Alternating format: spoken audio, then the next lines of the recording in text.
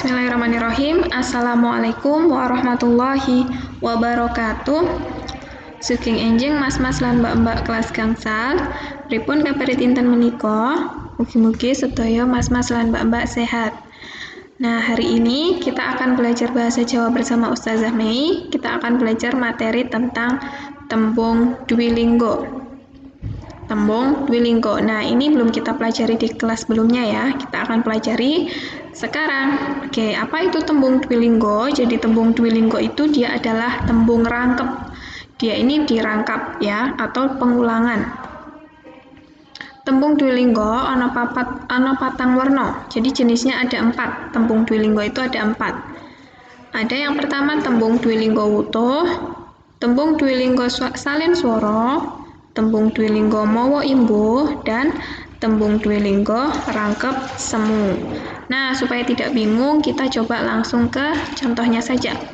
Nomor 1, tembung dwilinggo wutuh. Tembung linggo sing dirangkep wutuh.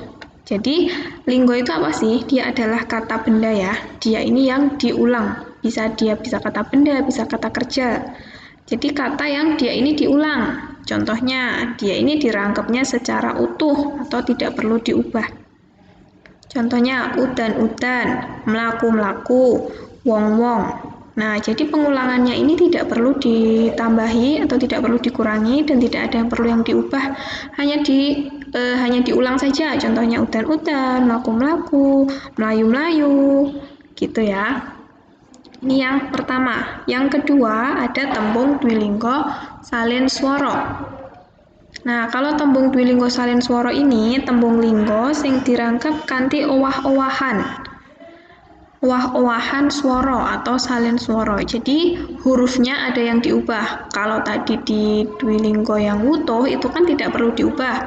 Udan-udan, melayu-melayu dan lain-lain. Kalau yang salin swara dia ini memiliki perubahan. Contohnya guya-guyu, ini dari kata dasar guyu.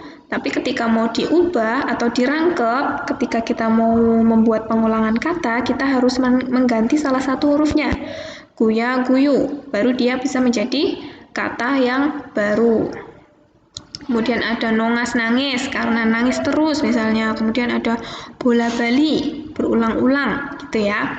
Ini yang kita namai sebagai dwilinggo salin swara. Yang ketiga ada yang kita kenal sebagai tembung dwilinggo mawa imbuh atau yang butuh imbuhan, tembung rangkep yang membutuhkan imbuhan. Jadi di belakang harus ada imbuhannya. Contohnya pandeng-pandengan, jadi harus ada annya. Sawat-sawatan, sawat sinawat. Nah, ini bahkan tambahannya ada di tengah ya. Nyawat-nyawati, jadi nggak harus ditambahin an, bisa juga ditambah huruf i di belakang. Kemudian ada sawang-sawangan dan lain-lain. Lan sapanunggalane. Kemudian yang keempat ada yang kita sebut sebagai tembung dwilinggo rangkep semu. Tembung dwilinggo rangkep semu ini, dia ini sebenarnya sudah kata, tetapi dia ini berbentuk pengulangan. Tembung sing wujude memper tembung rangkep wutuh lan salin swara nanging sejatine dudu. Tembung rangkep iki diarani tembung rangkep semu. Jadi bentuknya ini dia menyerupai tembung yang wutuh, dwilinggo wutuh dan salin swara, tetapi sebenarnya bukan. Kenapa? Karena memang dia kata aslinya adalah seperti itu. Contohnya paru-paru. Nah, paru-paru itu anggota tubuh kita ya. Ada yang kita sebut sebagai anggota tubuh paru-paru. Nggak ada ya anggota tubuh yang namanya paru, adanya paru-paru. Karena dia nama aslinya paru-paru, maka kita sebut sebagai tembung dwilinggo rangkep semu. Kemudian ada onggo-onggo.